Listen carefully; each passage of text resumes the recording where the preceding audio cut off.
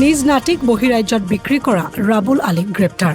বাংগালুৰুলৈ যোৱাৰ পথত গুৱাহাটী বিমানবন্দৰৰ পৰা মহাভৈৰৱ আৰক্ষীয়ে গ্ৰেপ্তাৰ কৰে দুৰ্ধৰ্ষ বাবুল আলীক।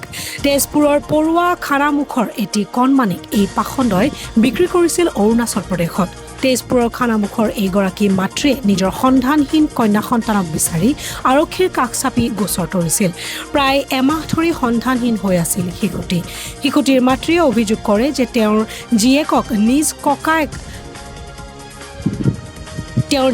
নিজ ককাক বাবুল আলীয়ে বিক্ৰী কৰিছে। ইফালে আৰক্ষীয়ে আইতাকক গ্ৰেপ্তাৰ কৰাৰ পিছত আৰক্ষীয়ে শিশুটিক বিক্ৰী কৰা বাবুল আলীক বুধবাৰে নিশা বৰঝাৰ বিমানবন্দৰৰ পৰা গ্ৰেপ্তাৰ কৰে। আৰক্ষীৰ জেৰাত বাবুলে এই তথ্য স্বীকাৰ কৰিছে। স্থানীয় একাংশ লোকে অভিযোগ কৰে যে শিশুটিক বাবুলে বিক্ৰী কৰিছে।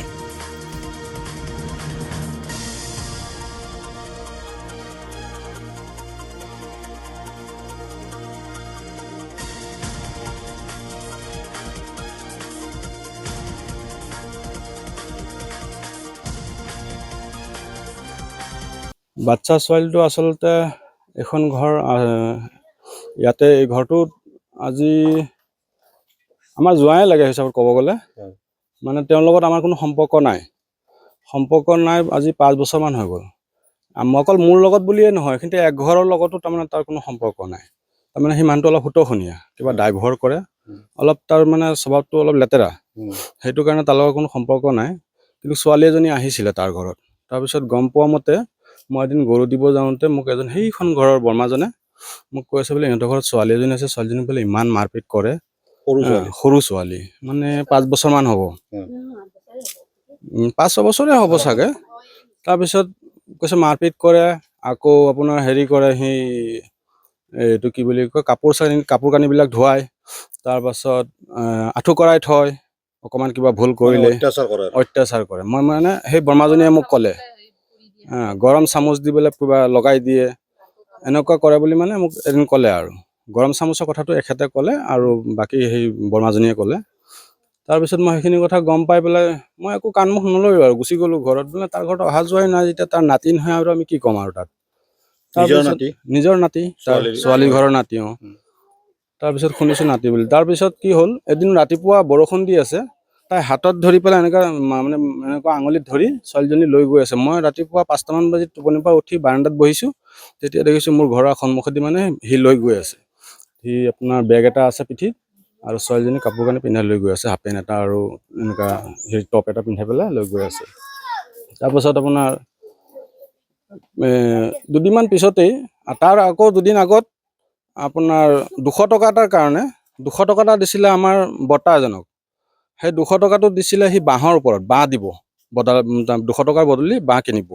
তাৰপিছত সেই বাঁহখিনি তাক পিছদিনাখন বাঁহ নালাগে, পইচাটো ঘূৰাই লাগে।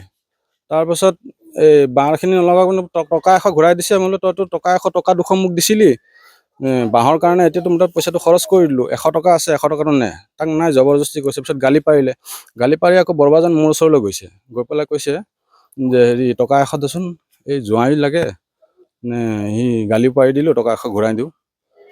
মই বোলো মোৰ তাততো নাই, ৰ'ব মই সেই অমুকৰ তাত পাওঁ, জোন বুলি এজন ল'ৰা আছে, মোৰ ভাগিন হয়, তেওঁৰ তাত পঠিয়াই দিছিলোঁ যে 100 টকাটো তেওঁৰ পৰা লৈ ল'ব, লৈ পেলাই দি দিব যাওক।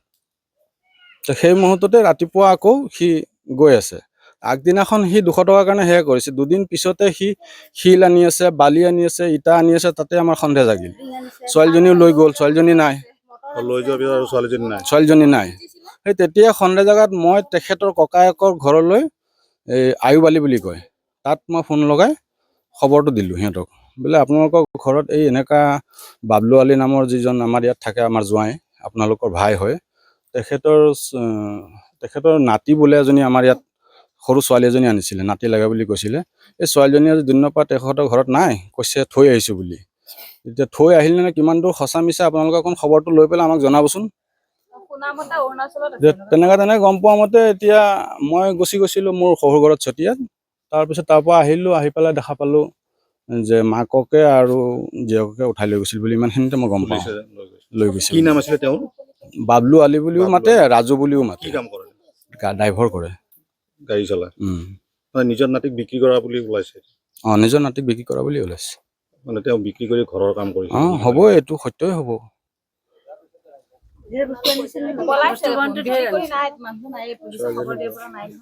ছোৱালীজনীৰ বয়স অনুমানিক 7 বছৰমান হ'ব।